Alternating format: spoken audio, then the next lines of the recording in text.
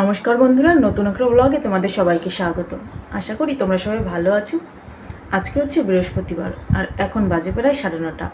তো সকালে আমি সব কাজকর্ম সেরে ঘরটা মুছিনি, এখনও ঘরটা কুড়িয়ে ভাত বসিয়ে এসে বসলাম ঘরে। একটুখানি নিচে বসেছি কারণ উপরে গরম লাগছে, নিচে শানটা ঠান্ডা আছে, তাই ভাবলাম একটু শানের উপরই বসি।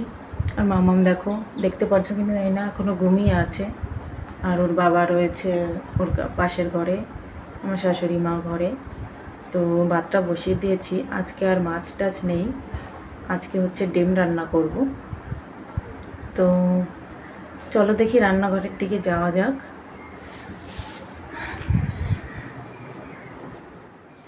দেখো সকালে আজকে রান্নাঘরের দরজাটাই খুলেছি, জানলাটা খুলতে মনে নেই। এই যে দেখছো ভাত বসিয়ে দিয়েছি, উপরে একটু জল দিয়ে দিয়েছি, গরম হলে তারপরে গিয়ে দিয়ে দিতে হবে ভাতের মধ্যে, ভাতের জলটা কমে গেলে। তো দেখো আজকের আবহাওয়াটা, আকাশটা কত সুন্দর আজকে, কিছুটা মেঘ কিছুটা আকাশি আকাশি রং, কত সুন্দরই না লাগছে আকাশটা দেখতে। তো আমি ভাবছি সকালে এখন ডিমের ঝোল করব, তাও আবার সেদ্ধ করে। তো চলো ফ্রিজ থেকে ডিমটা বের করে নিই। এই যে দেখতে পাচ্ছ আমি এটার মধ্যেই ডিম আনলে এটাতেই ভরে রেখে দিই, কারণ ট্রে শুদ্ধ থুই না, ট্রেটা ফ্রিজে রাখলে ভিজে যায়, ভিজে নষ্ট হয়ে যায়, সেই জন্য আমি এটার মধ্যেই রাখি। একবারে দুপুরেরটাও দিয়ে দেব, দুপুরের রান্নাটাও করে ফেলবো একবারে ভাবছি। তো আমাদের ফ্রিজটা একটু নষ্ট নষ্ট হয়ে গেছে, একবার ওই ভেতরের ডিপ ফ্রিজের যে বাক্সটা, ওটার মধ্যে ছুরির কোপ লেগে ওটার মধ্যে সব গ্যাস বেরিয়ে গেছিলো।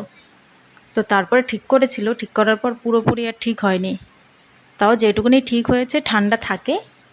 তারপরে ওই জল পড়ে, দিয়ে পেছন দিয়ে অনেক জল পড়ে, তো ওই জন্য ওই ফ্রিজে সব জিনিস ধুতে খুবই অসুবিধা হয়, ধুলে 1-2 দিনের বেশি আর রাখা যায় না তার মধ্যে।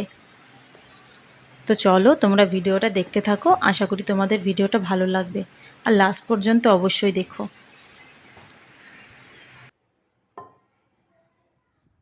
আমার রান্না হয়ে গেছে, আমি খেতে বসে পড়েছি। খালি ডিমের ঝোল করেছি, এক ভাগেরই করেছি, আর বেশি কিছু করিনি। কুশি ছিল, ভেবেছিলাম কুশি ভাজবো, তো আর ভাজেনি। চলো তোমরা ভিডিওটা দেখতে থাকো, আমি খেয়ে নিই। বন্ধুরা এখন বাজে প্রায় 3টে, আর আমি বাড়িতে একা একা এখন খেয়ে দিয়ে একটু শুয়ে পড়েছিলাম।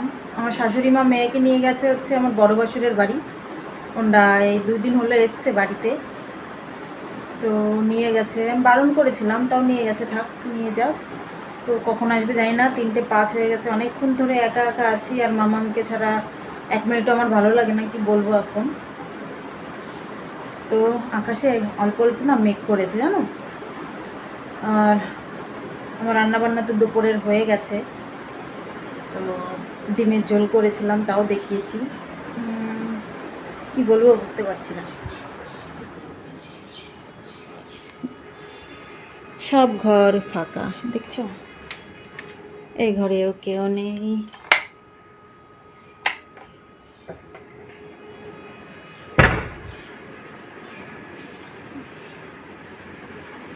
আর আমার ঘর তো ফাঁকাই। হ্যালো বন্ধুরা, আবার চলে আসলাম। এখন সন্ধ্যা হয়ে গেছে, সন্ধ্যা 7টা 5 হয়ে গেছে, আর আমি পুরো বাড়ি একা একা। এখন দেখো বাইরে পুরো অন্ধকার, একা একা আমি থাকি না, আমার একা একা থাকতে প্রচণ্ড পরিমাণে ভয় করে। তো আমি সন্ধ্যা টন্ধা দিয়ে এই যে হেঁটে বেড়াচ্ছি এখন একটু ঘরের মধ্যে দিয়ে, কারণ আজকে সারাদিন শুয়ে শুয়ে কাটিয়েছি আমি। এই যে সন্ধ্যা দিয়ে এখন একটু ঘরের মধ্যে দিয়ে হেঁটে বেড়াচ্ছি। আজকে সারাটা দিন এখানে ওইখানে কাজ করি, একটু টুকটুক করে শুই, আর কি করব।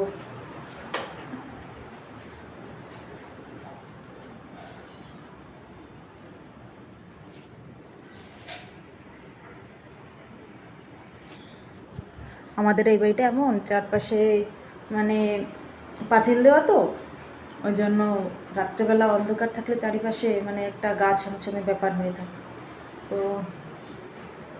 একা একা এখন আর কেউ থাকুক আর না থাকুক, মাম্মাম থাকলে অতটা খারাপ লাগে না, আর কেউ থাকুক আর না থাকুক। দেখেছো এই যে বাইরের কি অবস্থা, পুরো অন্ধকার। আর এইখানে যদি একা একা সন্ধ্যাবেলায় কেউ না থাকে ভয় তো লাগবেই বলো।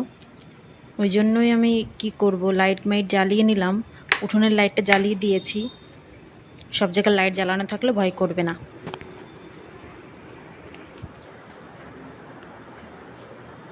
তো মাম্মাম কখন আসবে কি জানি, 7টা হয়ে গেছে। দুপুরবেলা কি খেয়েছে না খেয়েছে, শাশুড়িমা ফোন করে বলেছিল অল্প কটা খাইয়েছে ওকে। তো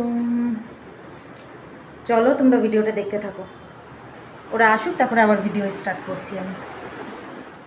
দেখো মাম্মাম বাড়ি চলে এসছে, এখন বেজে গেছে প্রায় 7:30টার থেকে বেশি। এসেই মামা শুরু করে দিয়েছে, দেখো। আর দেখো এসে কি কাণ্ড, ওর বাবার ব্যাগটা ঘরে নিয়ে এসে খাবার খুঁজছে। তো চলো বন্ধুরা, আজকের মতন ভিডিওটা এখানেই শেষ করে দেবো। ভিডিওটা যদি ভালো লেগে থাকে অবশ্যই একটা লাইক কমেন্ট করতে ভুলো না। সবাই ভালো থেকো, সুস্থ থেকো। পরের ভিডিওতে আবার দেখা হচ্ছে।